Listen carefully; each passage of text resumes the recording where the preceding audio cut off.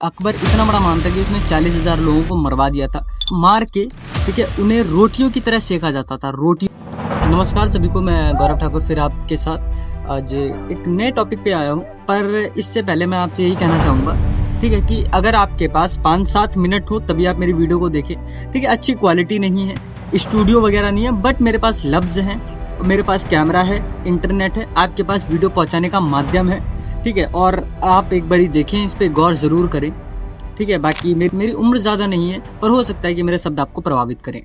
अब एक हिसाब से ये चीज़ समझना बिल्कुल ज़रूरी है और कितना महत्वपूर्ण बनता है कि हमारे इतिहास का पुनर्लेखन होना चाहिए, ठीक है। पहली चीज़, एक समाज अगर आप उसकी जड़ों से ही उसको दूर रखेंगे कि तो वो क्या ही कर पाएगा। अब एग्जाम्पल के तौर पे आप समझिए कि एक बच्चा है, वो बचपन से गुलाम रहता है किसी का, ठीक है, और उसे ये नहीं मालूम था कि उसके पूर्वज स्वतंत्र हैं या स्वतंत्र रहते थे, ठीक है। तो अब बच्चा बचपन से बड़ा हुआ 18, 20 साल, 40 साल, तो उसके मन में ये सवाल मतलब आ भी सकता है या नहीं भी आना लाजमी है कि वो स्वतंत्र होने का नहीं सोचेगा कि मैं यहाँ से कैसे स्वतंत्र हूँ। वो यही सोचेगा कि यही मेरा जीवन है, इसी में मुझे अपना जीवन सारा काटना है। आपने सुना होगा 712 में पहला विदेशी आक्रमण हुआ था भारत पर, जो सफल हुआ था मोहम्मद बिन कासिम के द्वारा, ठीक है। बट 400 सालों की हिस्ट्री गायब है, सीधे 1200 में आ जाते हैं।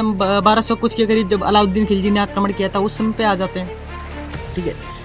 अब सिंपल शब्दों में समझिए, ठीक है, कि मुगलों ने जो शासन किया है भारत को, कुल मिला के 150 वर्ष किया है, 1556 से 1707 तक, मतलब सेकंड बैटल ऑफ पानीपत से लेकर औरंगजेब की डेथ तक मुगलों का शासन रहा है भारत पर। बट उससे पहले क्या हुआ था कि यहाँ पे अरब आए और कौन सी ऐसी चीजें हुई जो पूरे भारत का इस्लामीकरण होने से रोका गया, जिसे अब ये जो हिस्ट्री में बताया जाता है ना कि अकबर महान था, तो सिंपल सी चीजें आप यहाँ से समझ सकते हैं कि अकबर इतना बड़ा महान था कि उसने 40,000 लोगों को मरवा दिया था।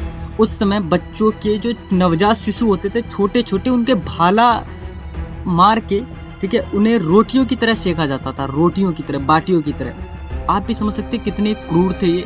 बहुत सारे ऐसे इतिहासकार बताते हैं। देखो, मैं तो कुछ नहीं मानता, ठीक है, मुझे अपने पूर्वजों पे गर्व है, मुझे अपने पूर्वजों पे ये है कि मैं एक ऐसी कौम से आता हूँ जिन्होंने देश के लिए बलिदान दिया है, सारी चीज़ें की है, ठीक है। अब मैं आपको 700 सालों का इतिहास, जैसे मान लो आपने अकबर के बारे में पढ़ा होगा, उनकी पूरी पीढ़ी पढ़ी होगी, बट आपने सुना है बप्पा रावल के बारे में, जिन्होंने मोहम्मद बिन कासिम के बाद जो आक्रमण हुआ था भारत पर, उसे मार खदेड़ के भगाया था, ईरान तक राज किया था। बप्पा रावल ने नहीं पढ़ा होगा। रावल खुमान, रावल चित्र सिंह, रावल समर सिंह, रावल रतन, पृथ्वीराज चौहान को हारा हुआ दिखाया गया, और उनकी हार के बाद से हिस्ट्री में ये सारी चीजें दिखाई गई कि हम बस गुलाम रहे हैं, हारे हैं, ठीक है। तो रावल रतन सिंह कौन थे? महाराणा हमीर सिंह कौन थे? ठीक है, जिन्होंने 1 दर्जन आक्रमण करने के बाद चित्तौड़गढ़ वापस लिया था। 6 महीने जो दिल्ली का सुल्तान था उसे कैद में रखा था अपने यहाँ, ठीक है। और महाराणा लाखा के बारे में नहीं पढ़ा होगा, महाराणा कुंभा के बारे में नहीं पढ़ा होगा, जिन्होंने 32 दुर्ग का निर्माण किया। इतने आर्किटेक्चर आपने पढ़े हैं इंडिया में, ठीक है, कि ताजमहल किसने बनवाया, लाल किला किसने बनवाया, कुतुब मीनार किसने बनाया, बट 32 दुर्ग बनवाए थे महाराणा कुंभा ने, ये भी नहीं सुना होगा आपने, ठीक है। 3 सल्तनतों को हराया, ठीक है, नागौर, मालवा और गुजरात। 56 युद्ध लड़े थे राणा कुंभा ने, सिंगल युद्ध नहीं हारे थे वो, ठीक है। हमें कभी नहीं पढ़ाया गया, ठीक है, ये चीजें कभी नहीं पढ़ाई। हमें ये दिखाया गया कि बाबर कैसे आया था। झूठा एक आरोप लगाया गया राणा सांगा जी के ऊपर। बाबरनामा से तो नहीं मान सकते हैं कि बाबर को बुलाने वाला राणा सांगा जी थे, नहीं मान सकते। अगर राणा सांगा जी थे तो युद्ध क्यों किया था बाबर ने फिर उनके साथ? अब युद्ध इसलिए किया था कि मतलब कुछ अपने इतिहासकार या वामपंथी सोच वाले ये बताते हैं कि युद्ध उन्होंने इसलिए किया था कि वो उसे बुलाया, फिर उसका सपोर्ट नहीं किया।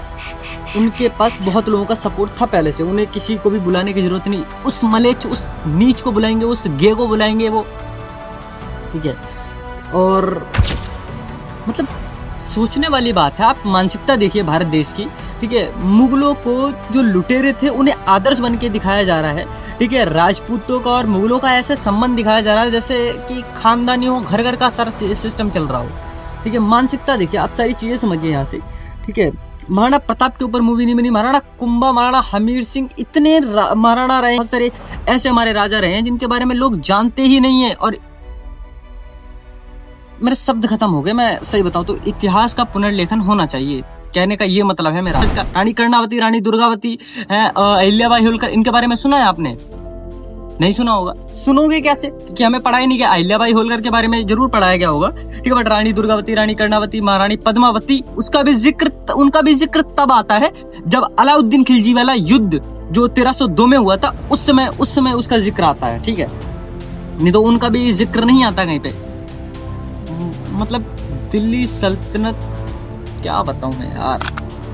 कुल मिला के मेरे कहने का मतलब आप अगर समझे तो यही है कि भारत कभी भी गुलाम नहीं रहा है। भारत ने हमेशा लड़ाई की है, हमेशा युद्ध किए हैं, ठीक है, जीते हैं हम। वो भारत का जो इतिहास का पुनर्लेखन किया गया था, ठीक है, वामपंथी इतिहास, नालंदा जला दी गई तुम्हारी, उसके बाद भी तुम्हें कुछ समझ नहीं आया। सेकुलर बने बैठे हैं बहुत सारे तो हिंदू, ठीक है, कहने का यही मतलब है सभी के पूर्वज लड़े हैं तो आज हम ऐसे हैं। नहीं, आप भी सोचिए। मैं आपसे बस यही कहूँगा, आप 2-3 लोगों को पढ़िए, 2-3 लोगों की बातें सुनिए। राजवीर सर हैं, ठीक है, अमरेंद्र जी रत्नू हैं, और मैं 2-3 लोगों के और भी नाम मेंशन कर दूंगा। आप उनकी एक बार ये चीज़ें पढ़िएगा, आपको मालूम चल जाएगा हमारा कितना गौरवशाली इतिहास रहा है, ठीक है। हम कभी झुके नहीं है, कभी वो नहीं हुए। औरंगजेब को पढ़ाया जाता है, महाराणा राज सिंह को नहीं पढ़ाया जाता है। अकबर को पढ़ाया जाता है, हल्दी घाटी का युद्ध में हारा हुआ दिखाया जाता है, पर दिवेर का युद्ध में नहीं दिखाया जाता है, जिसमें अकबर की पूरी सेना गाड़ दी गई थी। क्यों नहीं दिखाया जाता है? क्योंकि इसमें अकबर भाई महान था, उसने 40,000 लोगों को मरवाया था, इसलिए वो महान था, बहुत बड़ा। बच्चों को भुंजवाता था, वो भाला उनके बच्चों के मार दिया, नवजात शिशु के, उसके बाद उन्हें भुंजवा रहा है, ठीक है, तो वो महान इसलिए था, ठीक है। तो जिसने भी भाई देखो, हर कोई बंदा अब्दुल कलाम जैसा नहीं होता है, ठीक है, हर कोई नहीं होता। जहाँ पे बहुत सारे मसूद अजहर, बहुत सारे मुख्तार अंसारी बने बैठे हैं, ठीक है, यहाँ पे हर कोई वो नहीं है। बाकी आप मेरी बात को समझे होंगे, और नेक्स्ट टॉपिक और भी लेके आऊँगा मैं, महाराणा प्रताप, या जो भी 400 सालों का इतिहास हमारा रहा है, या जो भी दिल्ली सल्तनत के खिलाफ जिन्होंने भी विद्रोह किया, या दिल्ली इस वीडियो में यही रखेंगे कि जितना भी हमारे पूर्वजों ने विद्रोह किया था 712 से, जब भी पहला विदेशी आक्रमणकारी मुस्लिम आक्रमण हुआ था भारत पर, ठीक है, उसके बाद से जो भी हिस्ट्री हमारी गायब हुई है। मैं ट्राई करूँगा कि आपको वो सारी चीज़ें दिखाऊँ, कौन कौन से महाराणा हुए, कौन कौन से राजा हुए, जिन्होंने सनातनी राजा हुए, जिन्होंने भारत को गुलाम होने से बचा के रखा। 400 सालों का इतिहास नहीं पढ़ाया गया हमें, इस चीज को गंभीरता को समझिए। बाकी आप अपनी राय जरूर कमेंट में दीजिएगा, क्या समझते हैं आप इस चीज से, ठीक है। बाकी जय श्री राम, जय मां भवानी, और मेरे YouTube चैनल को सब्सक्राइब जरूर करें और अपना प्यार सपोर्ट बनाए रखें। आभार।